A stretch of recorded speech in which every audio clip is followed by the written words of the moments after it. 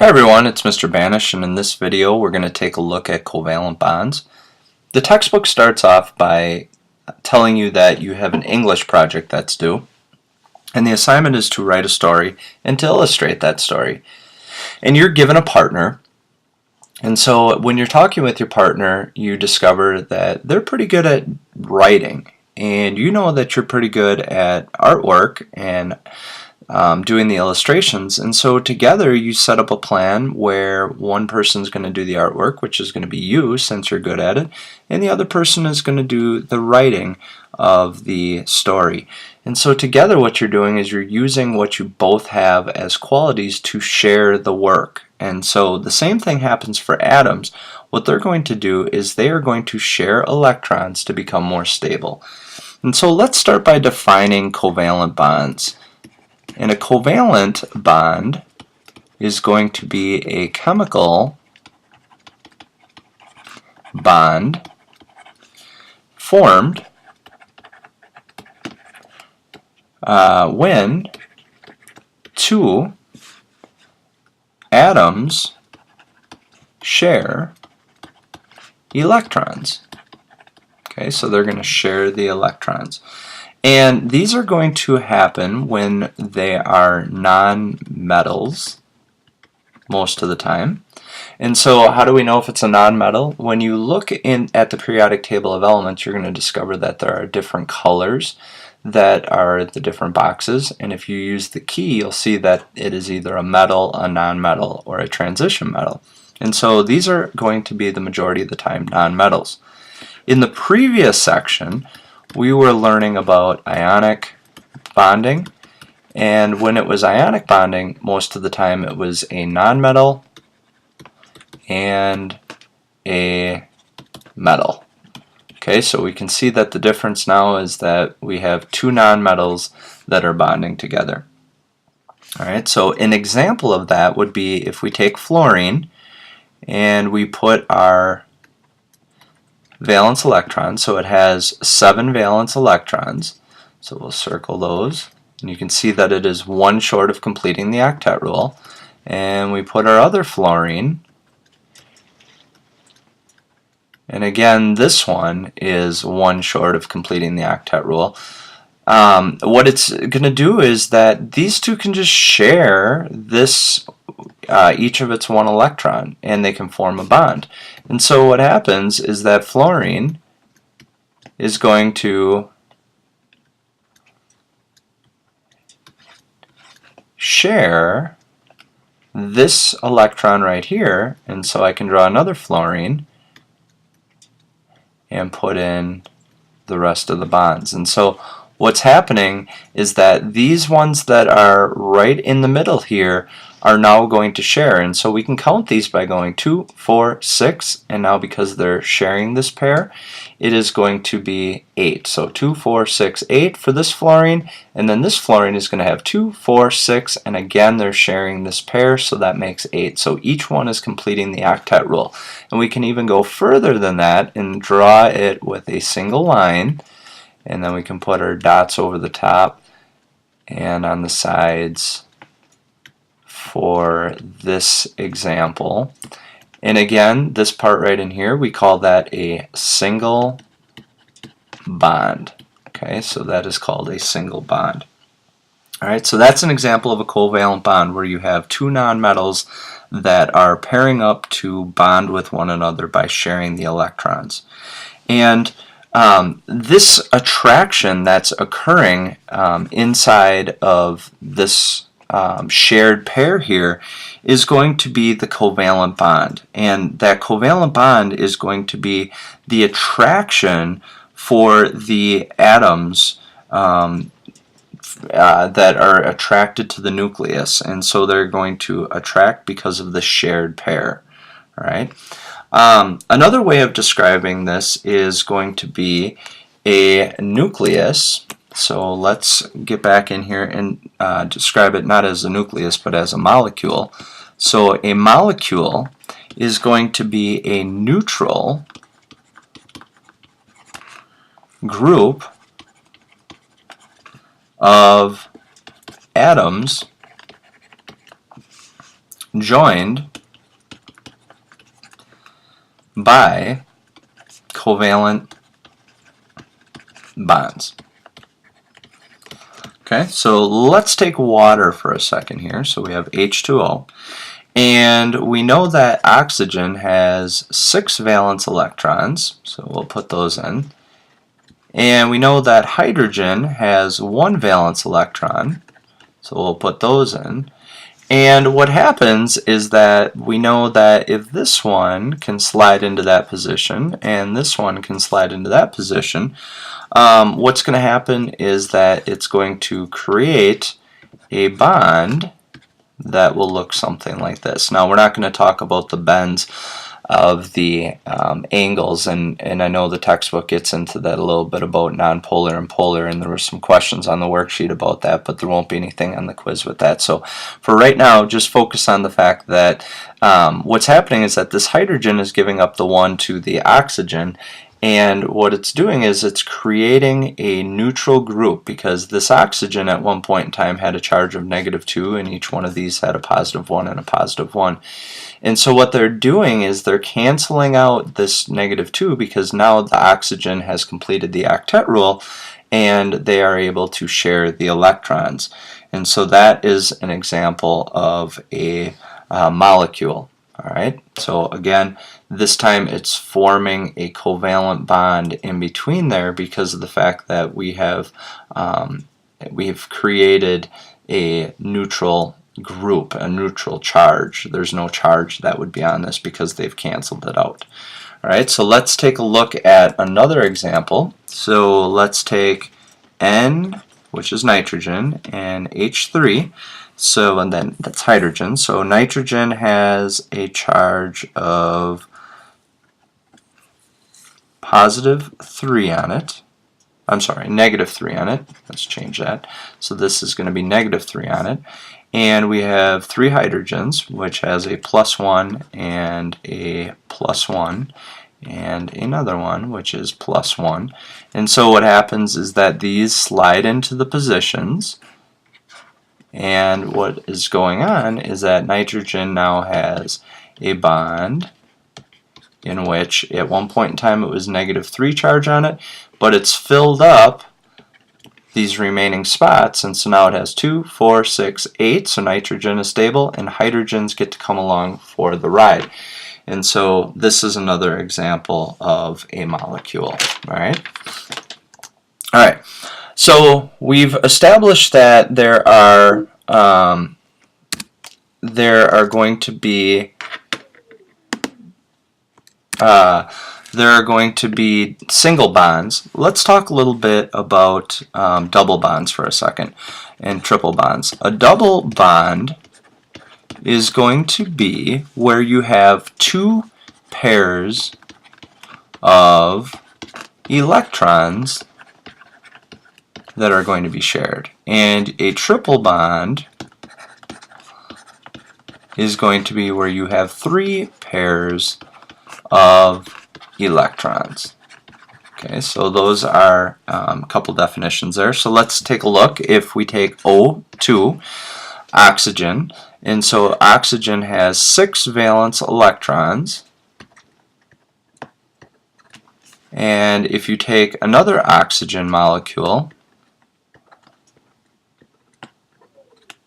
and we go ahead and circle these, when looking at this, you can see that this one needs to fill up one more spot, and this one needs to fill up one more spot.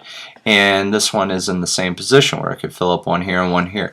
But what they can actually do is they can actually share these electrons. And so if this one just slides right into that position and this one slides right into that position, it's going to form 2 electrons that are going, 2 pairs that are going to be shared. And so what we do is we would draw it like this. We could go O and put our dots on there.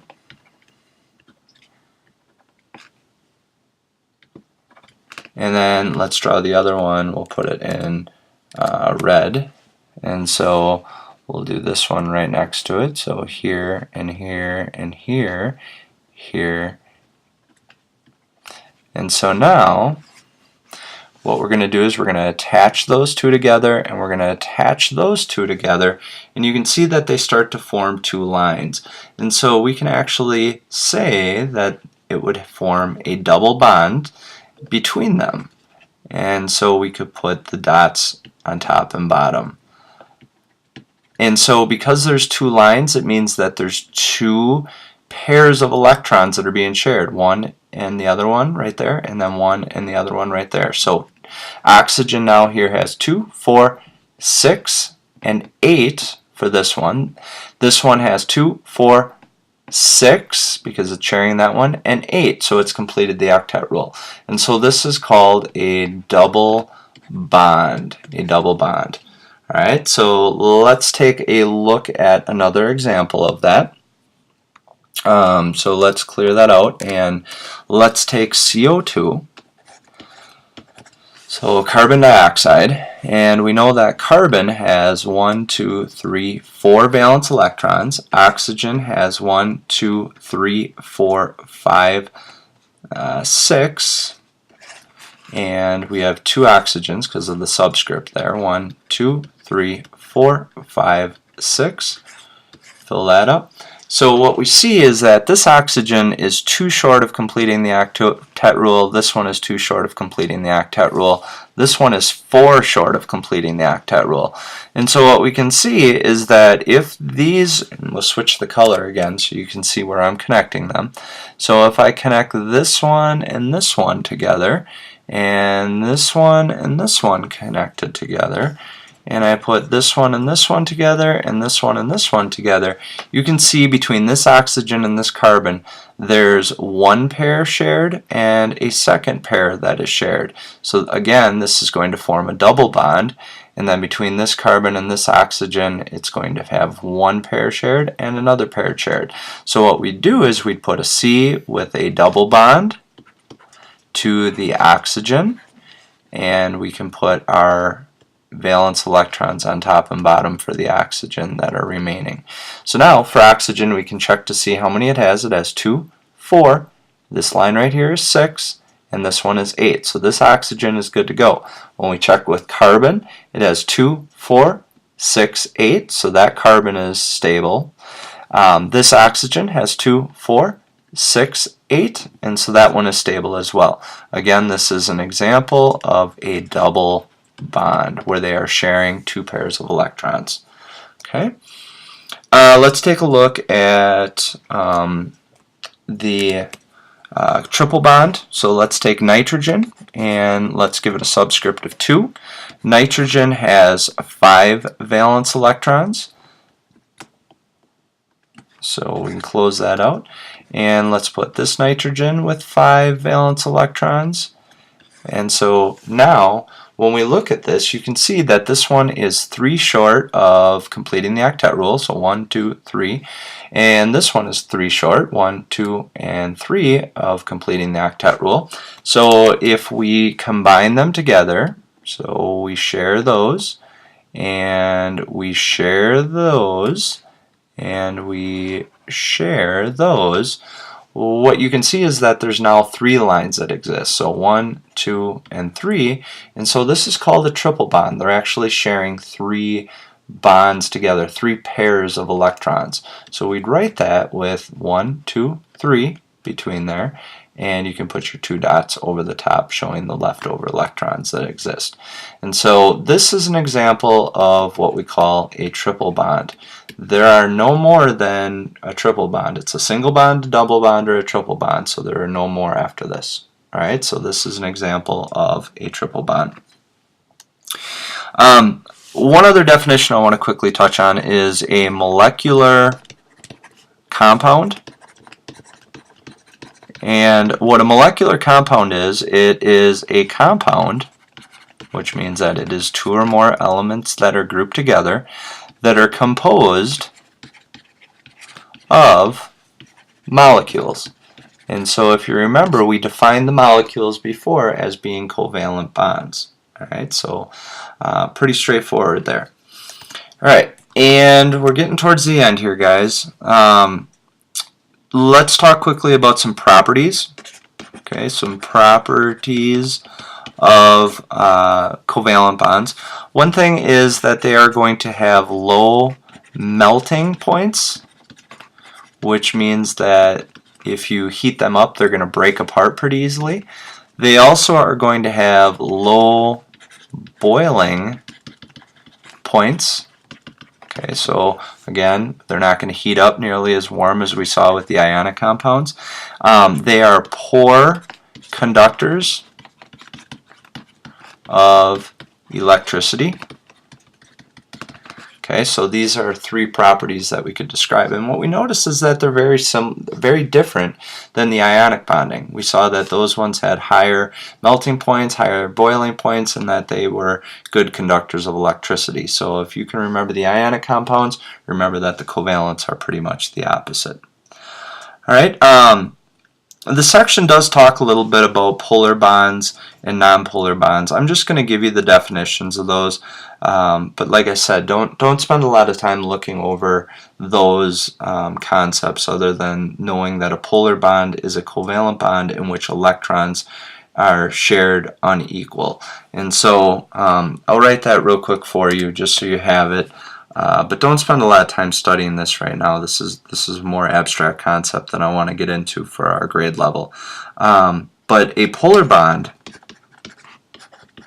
is going to be a covalent bond, and it's going to be in which electrons are shared unequally. Okay, so an example of that is if you take hydrogen, which has one valence electron, and you have fluorine, which has 7 valence electrons. And what we know that's going to happen is that this one is only one short of completing the octet rule. And this one has 7 more to go before it completes the octet rule. And so what's going to happen is that there's going to be a greater pull towards this side. It's going to be pulling, and we talked about that with kind of our lunchroom table example. The idea is ultimately that the more people that you have at the table, the easier it is to try to attract and get one more person to sit with you. And so that concept is really the same thing. This fluorine is closer to completing the octet rule, so it's going to be pulling much harder than this hydrogen is. And so what happens is that we end up describing this as going to be an unequal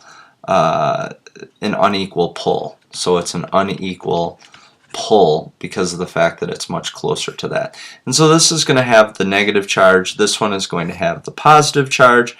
And so the stronger side is going to be negative, and the weaker side is going to be positive, just because of the fact that it's going to be positive to give up that one valence electron. If we're talking about non-polar bonds, what we're really saying is that these are going to be covalent bonds that are going to have equal sharing of the electrons. And so that example where we had the fluorine, and we had another one, and we saw that this had 7 valence electrons, and so they were sharing. And because of the fact that they were equal to each other, so I'll put that one up here, this one had 1 and 2 and 3 and 4 and 5 and 6 and 7, and this one had 1 and 2 and 3 and 4 and 5, 6, 7. Alright, because of the fact that these ones are going to share, and this one is one short of completing the octet rule, and this one is one short of completing the octet rule, they have the same pull on them. And so because of the fact that it has the same pull, it's going to be equally sharing, and so that is what is considered a non-polar bond. Alright, fill out the forms and let me know if you have any questions, and that's it.